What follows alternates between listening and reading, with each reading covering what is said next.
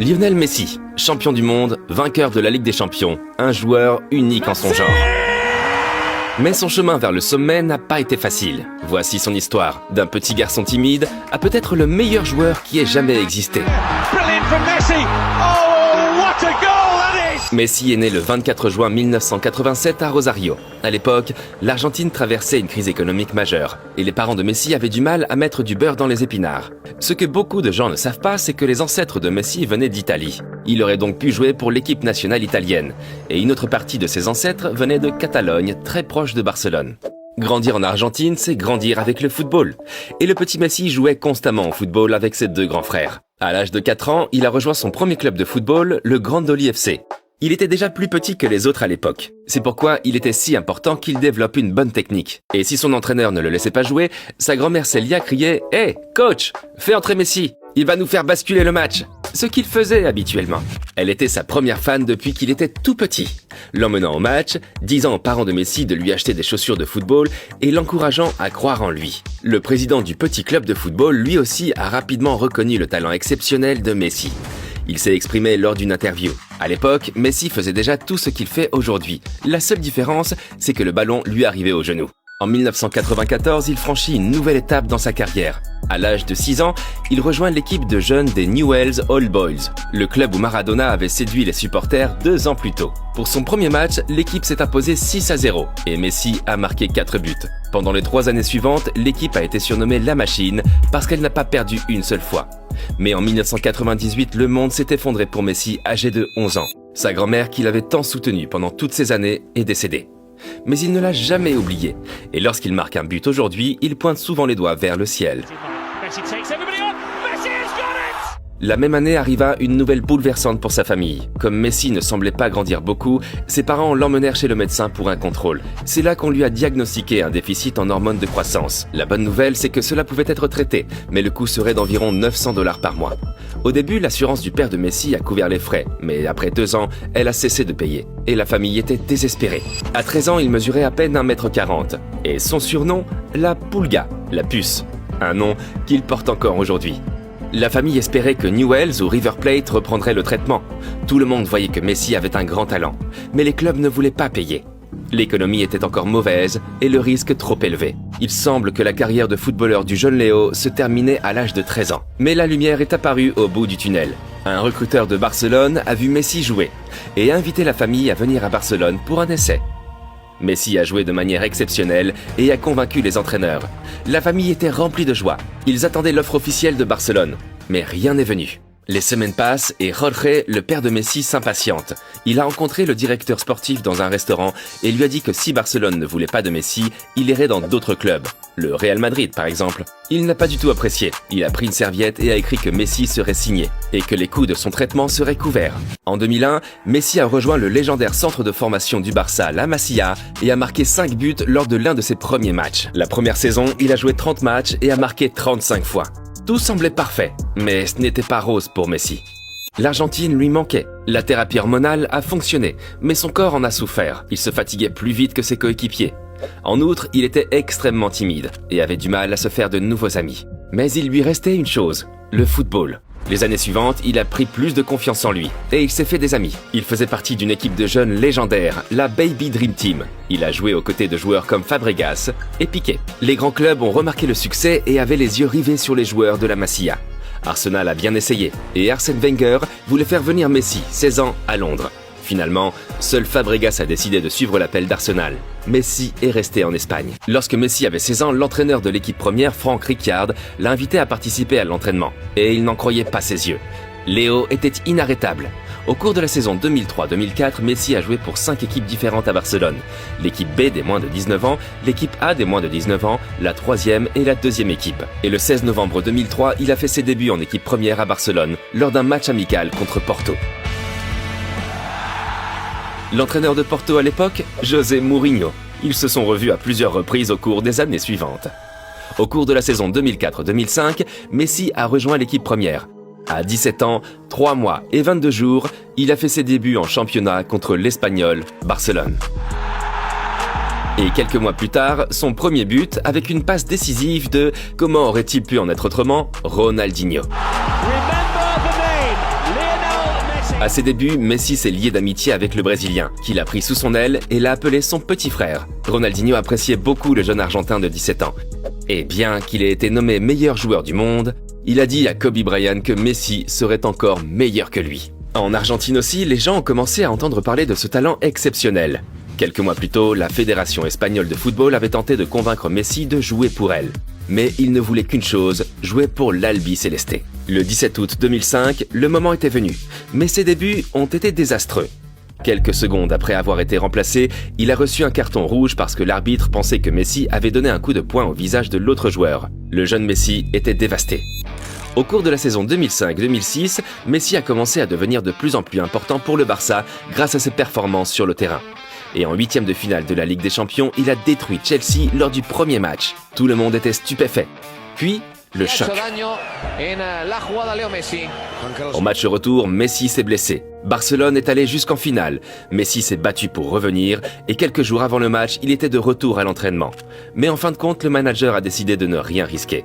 Léo a assisté depuis les tribunes à la victoire de Barcelone sur Arsenal. Il a remporté la Ligue des Champions pour la première fois, mais il était dévasté de ne pas pouvoir se tenir sur le terrain. Néanmoins, ses bonnes performances ont attiré l'attention.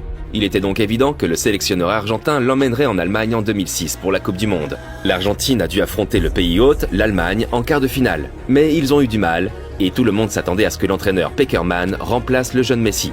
Mais Messi est resté sur le banc, et l'Argentine a perdu le match au tir au but. La saison suivante, il a vraiment pris son envol. Le 10 mars 2007, lors du Classico contre le Real Madrid, il a marqué 2 buts.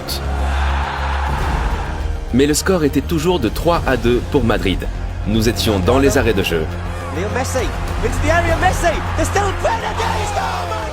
Messi avec le 3-3. Et cela à seulement 19 ans. Au cours de cette saison, Barcelone n'a pas remporté le moindre trophée. Mais le jeune Messi nous a offert l'un des buts les plus légendaires de tous les temps.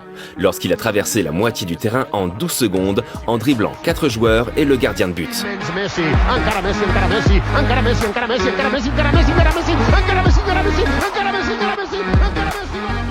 Difficile de ne pas penser au but légendaire de Maradona. Puis, à l'été 2007, la Copa América. Messi était là. Et l'Argentine est arrivée en finale contre son grand rival, le Brésil. Tout le monde s'attendait à ce que l'Argentine gagne. Je veux dire, le Brésil a joué sans ses superstars comme Ronaldinho et Kaká. Et pourtant, ils ont perdu. La saison 2007-2008 a été une saison où Messi a eu quelques blessures mineures, également dues à son mauvais régime alimentaire. Il mangeait des fast-foods et buvait du Coca-Cola. Néanmoins, lorsqu'il jouait et qu'il était en forme, il enchantait toujours le monde du football. Pour la première fois, son nom était également évoqué pour le Ballon d'Or, la récompense du meilleur footballeur de l'année. Mais il n'a fini que 3e, derrière Kaká et Ronaldo. Dans cette saison, nous avons également assisté au premier duel de ces deux-là. En avril 2008, le Barça a joué contre Manchester United en demi-finale, et Messi contre Ronaldo. Un duel qui allait façonner la prochaine décennie de football. Messi a perdu ce match et Ronaldo a remporté la Ligue des Champions cette saison-là. Cependant, lors de la saison suivante, quelqu'un s'est présenté et a changé la vie de Messi pour toujours. Pep Guardiola. Le nouveau manager licencie des stars comme Ronaldinho et Deco et donne à Messi l'emblématique numéro 10. Mais tout n'a pas été facile au début. Messi voulait jouer avec l'Argentine aux Jeux Olympiques 2008, mais Barcelone ne voulait pas le laisser partir au début. C'était le début de la saison après tout. Guardiola, qui lui-même a remporté une médaille d'or en 1992, a décidé de défendre Messi pour qu'il puisse partir. Et Messi a remporté le tournoi olympique avec l'Argentine. À son retour à Barcelone, Guardiola se consacre entièrement à sa jeune star. Il a modifié le régime alimentaire de Messi pour le rendre plus sain et l'a fait passer de l'extérieur au centre. Messi, le faux neuf, est né. Il a terminé 2e derrière Ronaldo au Ballon d'Or 2008 et a remporté la Copa del Rey et le championnat d'Espagne avec le Barça. Mais il y avait un autre match important, la finale de la Ligue des Champions contre le Manchester United de Ronaldo. Le Barça a mené 1-0. Une tête de Messi. Il a apparemment appris ça de Ronaldo. Messi a remporté la Ligue des Champions pour la 2e fois, mais cette fois-ci, il était sur le terrain. Le jeune homme de 21 ans a atteint le sommet. Pendant les 3 années suivantes, il a dominé la scène footballistique et a remporté le Ballon d'Or 3 fois de suite. et le Barça a de nouveau remporté la Ligue des Champions en 2011. Très jeune, il était déjà une légende. Et un nouveau record est venu. En 2012, il a marqué 91 buts en 69 matchs, dépassant Gerd Müller qui avait marqué 85 buts en 60 matchs de compétition en 1972. Il a également remporté le Ballon d'Or pour la 4e fois. Messi devient ainsi le recordman des victoires à seulement 26 ans. Mais la saison suivante sera l'une des plus tristes. Pep Guardiola avait quitté Barcelone et le nouvel entraîneur était Tito Vilanova. Mais il avait un cancer et en 2014, la triste nouvelle, il est mort de sa maladie. Et puis, en était le prochain revers. C'est la Coupe du Monde 2014 au Brésil. Et il a mené l'Argentine en finale en tant que capitaine de l'équipe. C'était un match difficile. On est en prolongation. Et puis... Mario Götze marque un but. L'Allemagne a battu l'Argentine et Messi a perdu la finale. Lors de la nouvelle saison, Messi a voulu prouver qu'il était encore capable de le faire. L'année précédente, Neymar avait rejoint le club et cet été, Suarez est arrivé. Les trois se sont parfaitement harmonisés et ont marqué 122 buts ensemble. Et Messi était heureux. Il n'avait pas toutes les responsabilités sur les épaules et il pouvait jouer librement. Boateng en a fait l'expérience. En fin de compte, Barcelone a remporté le deuxième triplé du club après avoir battu la Juventus 3-1 lors de la finale de la Ligue des Champions de l'UEFA 2014-2015. Au cours des 4 années suivantes, il a remporté 2 autres ballons d'or. Mais sur la scène internationale, ces années ont été marquées par 2 grandes déceptions. Messi a été dévasté et il a annoncé sa retraite de l'équipe nationale à seulement 28 ans. Toute l'Argentine est descendue dans la rue pour faire changer Messi d'avis. Et puis, 2 semaines après, Messi a annoncé la démission de la démission. Il a continué à jouer un football exceptionnel à Barcelone, mais en juillet 2021, le choc. Le contrat n'a pas pu être renouvelé en raison de problèmes financiers. Et il a quitté Barcelone, son club, où il a remporté 34 trophées, dont 10 titres de champion d'Espagne, 7 Copa del Rey et 4 fois la Ligue des champions de l'UEFA. En outre, c'est le club qui lui a permis de devenir footballeur professionnel. Tous les clubs voulaient Messi, et il a décidé d'aller en France, au Paris Saint-Germain. Mais avant cela, il y a encore quelque chose d'important à faire. S'abonner à notre chaîne, et bien sûr, ceci. C'est la Copa América 2021, et après toutes les défaites et les échecs, il voulait enfin remporter ce titre pour l'Argentine. Il a joué avec brio, marquant 5 buts en 4 matchs. La finale s'est jouée contre le Brésil. Di Maria a marqué, l'Argentine a gagné, Messi l'a fait. Après tous les revers, il a remporté la Copa América. En fin novembre 2021, Messi a reçu le Ballon d'Or pour la 7e fois. Cependant, ces 2 années à Paris n'ont pas toujours été couronnées de succès. Cela dit, bien sûr, il a eu aussi ses moments là-bas. Mais au cours de ces 2 années, le PSG a été éliminé prématurément à chaque fois en Ligue des Champions. Il a néanmoins remporté 2 fois le championnat de France. Et puis, en 2002, à l'âge de 35 ans, c'était peut-être sa dernière tentative de remporter la Coupe du Monde au Qatar. L'Argentine était l'un des favoris, mais dès le premier match de groupe, c'est le choc. L'Arabie Saoudite a battu l'Argentine 2-1, et tout le monde est resté sans voix. L'Argentine devait gagner le match suivant contre le Mexique, mais ils ont lutté. Et puis, à la 64e minute, Messi marque le 1-0. Et au final, ils ont gagné 2-0. Le dernier match était contre la Pologne. Le vainqueur accède au tour suivant. Et puis, session de pénalty pour l'Argentine. Messi n'a pas marqué. Incroyable, mais ils ont continué à se battre. McAllister et Alvarez ont marqué, et Messi a mené son Argentine au tour préliminaire. Ils y ont affronté l'Australie. Messi a marqué le premier but.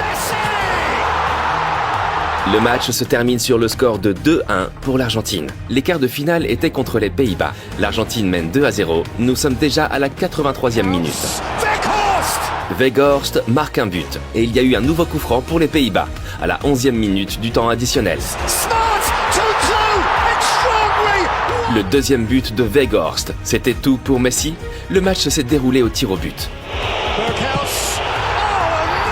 Martinez, le tueur de penalty. En demi-finale, ils ont affronté la Croatie. Penalty à la 34e minute. Messi a marqué avec facilité et ils se sont qualifiés pour la finale après avoir gagné 3-0. Il était si près de réaliser son rêve. Et qui ont-ils affronté là-bas? Les champions en titre, la France. Et à la 23e minute, penalty pour l'Argentine. Messi s'est montré à la hauteur. C'était l'exemple à suivre. Et quelques minutes plus tard, Di Maria avec le 2-0. Ils étaient si près du but. Et puis à la minute 80, faute et pénalty pour la France. Mbappé prend le ballon. Le score est désormais 2-1, mais le match est presque terminé. Une minute plus tard, Mbappé égalisait. Incroyable! Était-ce le prochain coup dur pour Messi après 2014? Le match a été prolongé et à la 108e minute, Messi a marqué. Quel match fou! Nous sommes dans les dernières minutes et il y a une autre pénalité pour la France. Mbappé a encore marqué. Messi n'en revenait pas. Quelle montagne russe! Et puis dans les dernières secondes du match, Martinez sauve l'Argentine et la qualifie pour la séance de tir au but.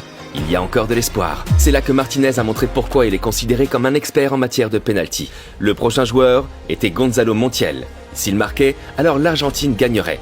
Et quand il a marché lentement vers le point de pénalty, Messi a regardé vers le haut et a dit « Aujourd'hui pourrait être le jour, grand-mère ».